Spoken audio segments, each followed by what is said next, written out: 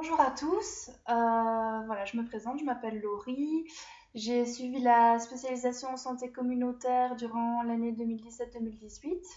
Pourquoi je me suis intéressée à cette spécialisation? Parce que je m'intéressais déjà à certains thèmes comme la promotion de la santé, l'éducation à la santé. Et puis je m'intéressais aussi à un public particulier, à un public précaire, fragilisé, vulnérable. Et puis aussi, c'est quand dans nos études en soins infirmiers généraux, on se consacre à l'évaluation de la santé d'une personne. Donc c'est une vision plus individuelle de la santé, alors que en santé communautaire justement, on élargit notre regard et on évalue vraiment la santé d'une communauté, d'un groupe de personnes en fait. Euh, Alors les points communs de la formation, déjà il y a une bonne ambiance. Vous allez rencontrer des personnes qui viendront d'horizons complètement différents. Et par les cours, les formations, vous allez pouvoir vraiment échanger et connaître les uns et les autres. Et ainsi créer aussi un lien très fort. En tout cas, ça s'est passé comme ça pour moi et pour mon groupe, c'est-à-dire qu'on s'est vraiment liés d'amitié et on a vraiment créé un groupe très fort, quoi. Voilà. Autre point fort, Monsieur Hublet et Madame Trousson vont tout faire pour personnaliser votre programme. Si vous voulez travailler, continuer à travailler tout en faisant cette spécialisation, c'est possible. Si vous voulez étaler la spécialisation sur 2 ans, c'est possible. Si, je sais pas moi, vous trouvez un emploi durant l'année de spécialisation, mais c'est possible aussi de combiner les deux. Donc vraiment, ils font tout, ils feront tout pour vous donner un programme personnalisé en fonction de vos désirs, de vos demandes. Il n'y a pas de souci avec ça. Autre point fort, c'est que votre regard va totalement changer. Moi, je suis une convaincue, la santé communautaire, c'est encore très peu répandu.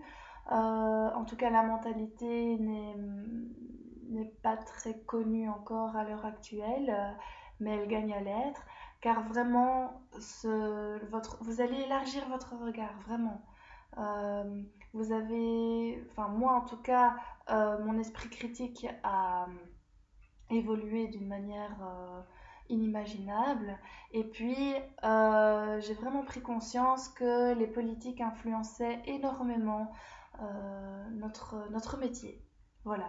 Parce que les politiques décident des financements. Si nous ne sommes pas financés, nous ne travaillons pas, etc. etc. Et c'est vrai que quand j'ai terminé mon bachelier en sciences infirmiers généraux, ben, j'avais pas vraiment conscience de ça, de tout ça, donc voilà quoi. Et c'est vrai que grâce à cette formation, on a vraiment un regard qui nous enrichit de jour en jour, quoi. Voilà. Alors, mon parcours en tant que tel, moi j'ai enchaîné. Après mes études en soins généraux, j'ai tout de suite enchaîné avec la spécialisation en santé communautaire. Euh, j'ai fait un stage à Modus Vivendi, qui est une ASBL de réduction des risques liés à la consommation de n'importe quelle drogue. Et moi, j'étais plutôt axée sur le milieu étudiant, donc j'ai créé un questionnaire euh, qui avait pour but d'évaluer les comportements de consommation des étudiants de l'HELB. Et puis j'ai fait un autre stage aussi à la Villa Indigo, c'est une maison de répit pour des enfants handicapés, en situation de handicap. Et alors, en gros, c'est une maison de répit, donc une maison qui accueille les enfants pour que l'entourage, la famille, puisse un peu souffler de temps en temps. Donc voilà. Et puis je devais entamer un stage à la masse qui est aussi une maison socio-sanitaire, donc qui accueille des personnes toxicomanes, qui fait aussi de la réduction des risques. Mais au final, j'ai trouvé un emploi. Voilà. Je me suis mise à travailler au SAMU social de Bruxelles. Et donc voilà, à ce moment-là, Monsieur Hublet et Madame Trousson m'ont beaucoup aidé. On a revu un petit peu le programme des cours, etc. Et au final, j'ai même pas vraiment eu besoin de reprogrammer mes cours. Ça s'est très bien combiné avec la spécialisation et je suis sortie en juin sans entrave en ayant combiné boulot et spécialisation. Voilà.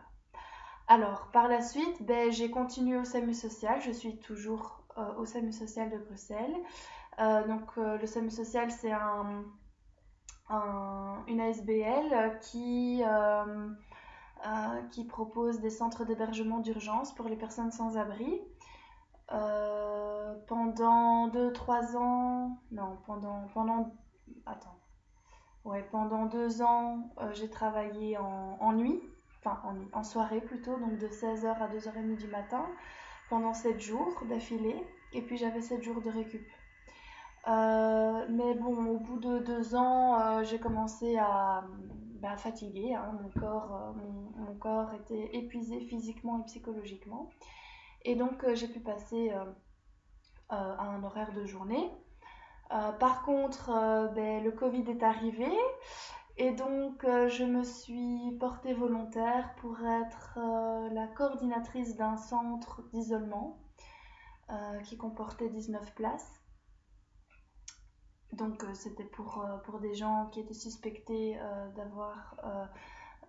d'être atteints du Covid, qui venaient dans ce centre-là. Et c'est moi qui devais gérer tous les travailleurs, qui devait gérer l'apport de matériel de protection, l'apport en suffisance, hein, et voilà, tout ce genre de choses. Donc tout ce qui était maintenance, etc., c'était par moi aussi que ça devait passer. Donc voilà, ça c'était une chouette expérience en tout cas. Et puis maintenant, je vais rejoindre la cellule de promotion de la santé du SAMU social, ce qui est une grande première parce que le SAMU social n'a jamais mis en place de projet de promotion de la santé, donc c'est tout nouveau, c'est tout frais. Cette cellule a vu le jour grâce justement à la situation actuelle, hein, grâce au Covid. Le SAMU social a décidé de pouvoir informer les travailleurs et les héberger de manière adéquate et en suffisance. Donc voilà. Ça avance et comme j'ai dit à certains, la crise permet toujours les changements. Et je pense que le SAMU social a bien compris ça et c'est vrai qu'il y a de nouveaux projets qui se créent pour le moment, des projets novateurs et je suis vraiment enthousiaste par ces nouveaux projets. Voilà. Donc n'hésitez pas à revenir vers moi si vous avez d'autres questions, des remarques, des incertitudes. En tout cas, j'espère que cette petite vidéo vous a permis de répondre un petit peu à vos questions. Et franchement, n'hésitez pas. La santé communautaire, c'est l'avenir. C'est vraiment, ça va vous enrichir d'une manière dont vous n'imaginez même pas. Voilà. Donc, allez-y, foncez et voilà, n'hésitez pas, hein.